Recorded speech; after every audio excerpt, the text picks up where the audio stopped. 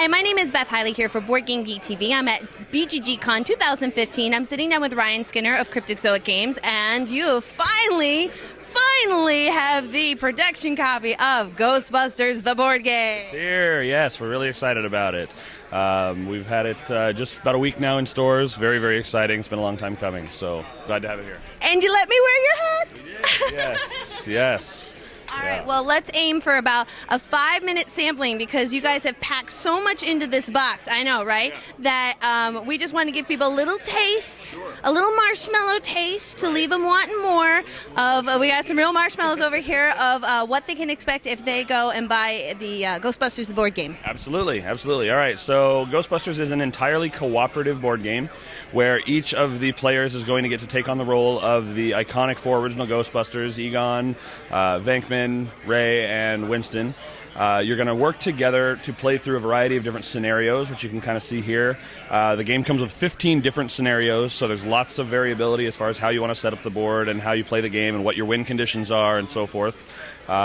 Generally, your objective is going to involve things such as closing gates to the spirit world and making sure that the two worlds, our world and the spirit world, have a good space between them. We don't want them coming into our world, so we have to close those gates and make sure New York is safe. We're also going to have to trap the ghosts that have come into New York and deposit them into our containment unit. We're also going to face off against some of the iconic baddies from the universe, such as the Stay Puft Marshmallow Man or Slimer, and a variety of other devious ghouls from the universe, such as the comic books, the animated series, and so forth. Lots of different content all rolled in here. So right, so people get a lot more than they just remember from maybe the original 2 movies. Absolutely. So, yeah. So. Now, if we were going to, I know there's so many different scenarios, and they're going to have different amounts of time. But what would you say an average time is for a mission? Sure. So a single scenario is going to run probably 30 to 60 minutes. There is definitely some dice rolling, so add some variance in for that, depending on if your dice love you or not. But usually 30 to 60 minutes for a single scenario. There's also several campaigns built into the scenario, so you can play a 5-scenario campaign in which your characters gain experience as they go and level up and get new abilities that they carry on into the subsequent scenarios.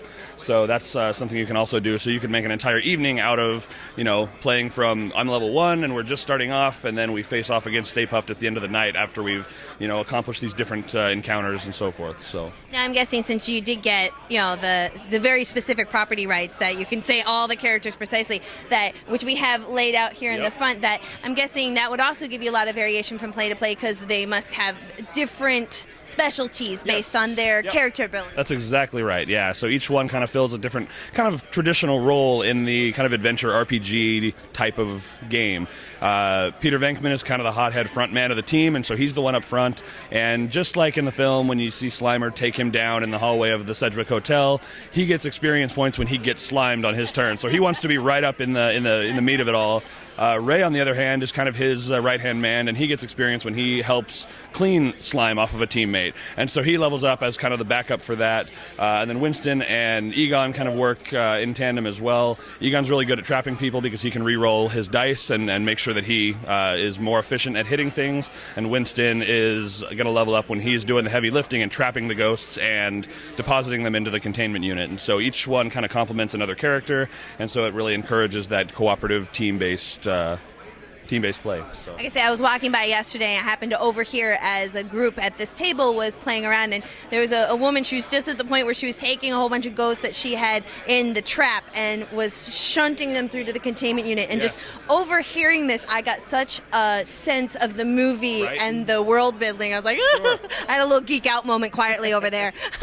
Yeah, it's great. Yeah, we're really proud of this one. It's pretty neat. It's really light, easy to learn, not overly complex, but has a good amount of strategy and some really fun theming that I think fans of the property as well as other gamers will really enjoy. So. Unfortunately, hat not included. Hat not included, but we, as an extra plug, we will be selling them in 2016. We have a whole apron hat garb that you'll be able to get in stores, so watch for that too.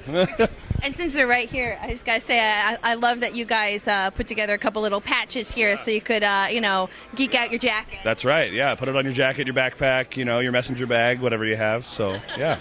I mean, this was obviously a labor of love, and it shows. Absolutely, yeah. We're all big fans of the property and always have been. We're thrilled to have the chance to work with this brand. It's really, really exciting. So. Well, and this is a question we often don't get the answer to very often. Was it an interesting process getting the intellectual property rights, being able to work that out?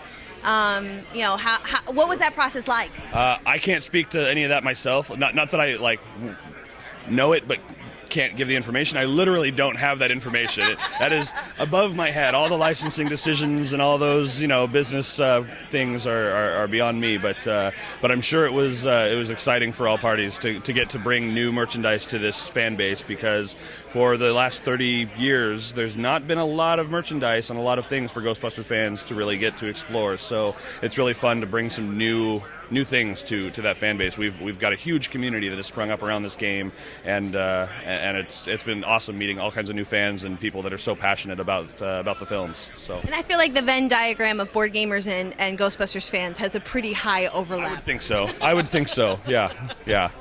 It seems like it. If you guys are as excited as I am, if it's raining cats and dogs in your head, mass hysteria, and you can't wait to come see Ghostbusters, this is being released by Cryptozoic Games. And Ryan, thank you so much for giving us a few minutes to give us a sneak peek. Absolutely. Thank you guys very much. Thanks, guys.